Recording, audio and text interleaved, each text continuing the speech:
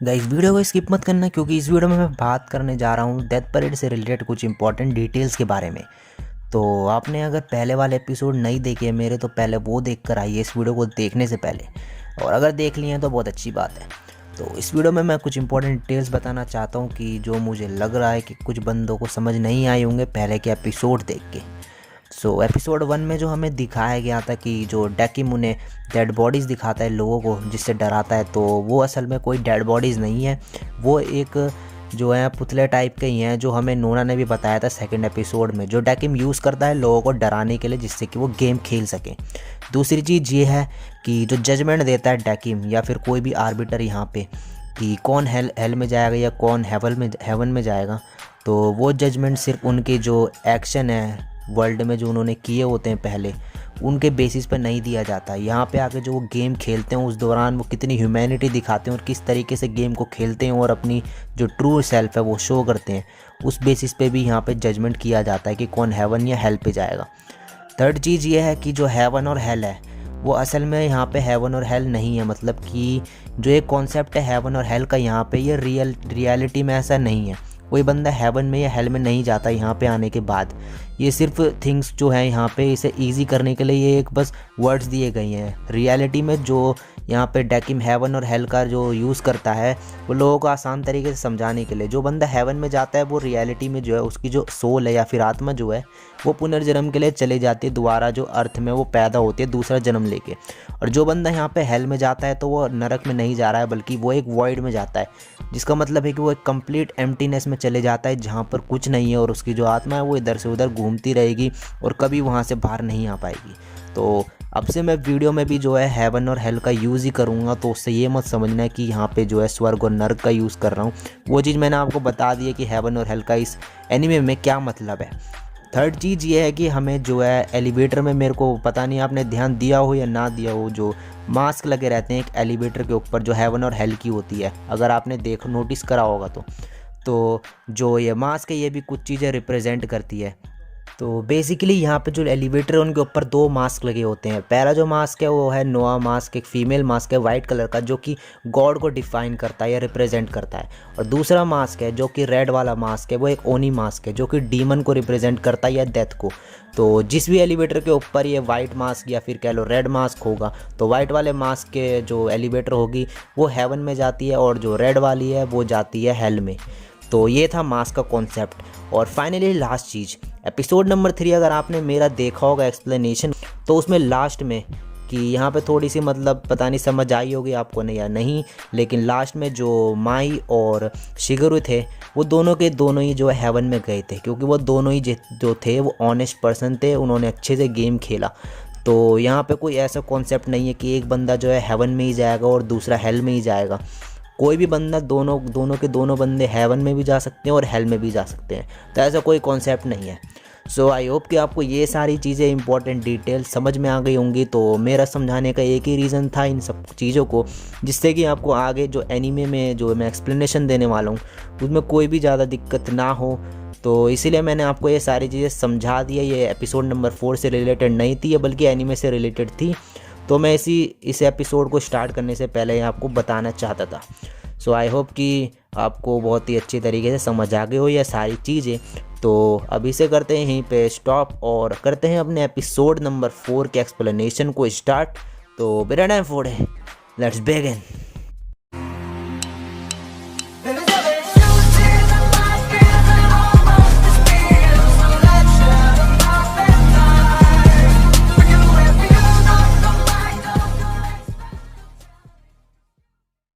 Episode के start में हमें एक मिडल एज वुमेन और एक यंग मैन दिखाया जाता है जो कि क्विन डेकिम से बाहर जाने का रास्ता ढूंढ रहे हैं। वो याद करते हैं जब डेकिम ने उन्हें गेम खेलने को और उसके रूल्स बता रहा था वो, और जो ये दोनों के दोनों हैं वो उस पर बिलीव नहीं करते हैं। इसके बाद वो जो औरत होती है वो उस बंदे को एक बाथरूम में लेकर जाती है और वहाँ पर उसका नाम पूछती है। वो लड़का अपना नाम बताता है योसुके तातीशी, और इसके बाद वो औरत उससे बोलती है कि वो मिसाकी ताचिबाना है और वो एक टीवी शो में काम करती है और सेलिब्रिटी है। वो उससे बोलती है कि ये शायद शो चल रहा है कोई जहाँ पे कैमरा वगैरह छुपा रखे हैं और हमें भी नॉर्मल एक्ट करना चाहिए जिससे शो ख़राब ना हो। ये उसके को थोड़ा डाउट होता है मगर वो बाद में मान जाता है। इसके बाद वो दोनों बार में वापस जाते हैं और रोलेट बटन को प्रेस कर देते हैं। इनका गेम सेलेक्ट हो जाता है जो कि एक आर्केड गेम है। ये एक फाइटिंग स्टाइल गेम है और इनके पास जो कैरेक्टर है इसमें वो ये खुद होंगे। तो ब्लैक हेयर्ड गर्ल बताती है कि 3 मैचेस होंगे, जो भी इनमें से 2 मैच जीत जाएगा और इसमें कोई टाइम लिमिट नहीं है, और 2 मैच जो जीत जाएगा वो विनर होगा इस गेम का। डेकिम गेम स्टार्ट करने को बोलता है। जो योस्की है वो गेम में स्किल्ड है और बहुत अच्छे से खेलता है और जीत भी जाता है वो फर्स्ट राउंड। जो मिसाकी है वो बहुत गुस्से में होती है हारने के बाद, और तभी उसे उसकी कुछ मेमोरीज़ याद आती है जवानी की। वो कैसे जवानी में प्रेग्नेंट हुई और उसने उस लड़के से शादी भी कर ली और एक बच्चा भी हो गया उसका। उसके बाद वो याद करती है कि कैसे उसका हस्बैंड उसको उसके बच्चे के सामने पीट रहा है और उसे छोड़ के चले गया, और इसके बाद उसने दूसरी शादी करी और 2 बच्चे और हुए उसके, और जो उसका दूसरा हस्बैंड था वो भी उसे पीटता था।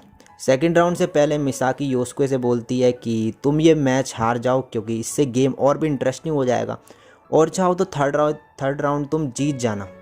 वो मान जाता है, मगर गेम के दौरान वो जीतने लगता है, और तभी जो डेकिम एक डिवाइस का यूज़ करता है और उसमें बटन प्रेस करता है जिससे जो योस्के की जॉयस्टिक है वो नीचे गिर जाती है और वो हार जाता है। इसके बाद उसे कुछ मेमोरीज याद आती है जिसमें उसकी मदर उससे बोल रही है कि तुम्हें कभी पैदा ही नहीं होना चाहिए था, और अपने हस्बैंड को डाइवोर्स दे के चली जाती है। वो याद करता है कि कैसे वो हाई स्कूल में सैड लाइफ जीता था और अपने फादर की न्यू वाइफ से मिलता है। अब फाइनल राउंड से पहले मिसाकी योस्के को फिर से वॉशरूम में ले जाती है और अब वो फाइनल राउंड जीतना चाहती है। इसके बाद डेकिम को दिखाया जाता है जो वहाँ पे योस्के की जो जॉयस्टिक है उसे लगा रहा है वापस।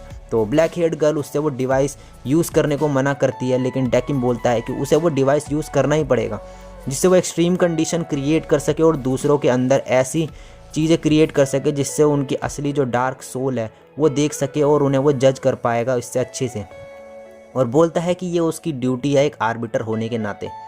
दूसरी तरफ बाथरूम में योस्के मिसाकी से बोलता है कि ये कोई टीवी शो नहीं है, और बोलता है कि उसे पता नहीं कि वो यहाँ कैसे आ गया, बस इतना याद है कि वो अपने रूम में बैठा था।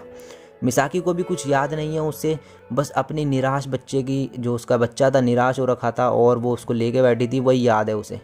और इसके बाद जो मिसाकी है वो डेकिम के पास जाती है और डेकिम उसे बताता है कि ये कोई टीवी शो नहीं चल रहा है, और बोलता है कि मैं गेम ख़त्म होने तक कोई भी सवाल का जवाब नहीं दे सकता। मिसाकी याद करती है जब डेकिम ने उन्हें डेड बॉडीज़ दिखाई थी डराने के लिए।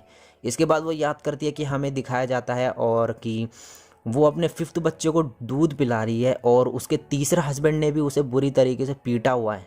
अब लास्ट राउंड के दौरान मिसाकी अपनी अल्टीमेट मूव चलती है जिससे गेम के अंदर जो है उसके बच्चे भी आ जाते हैं एज अ कैरेक्टर और उसकी मदद करते हैं, मगर वो ज़्यादा कुछ नहीं कर पाते। तभी जो डेकिम है वो अपने डिवाइस का यूज़ करके मिसाकी की जॉयस्टिक तोड़ देता है।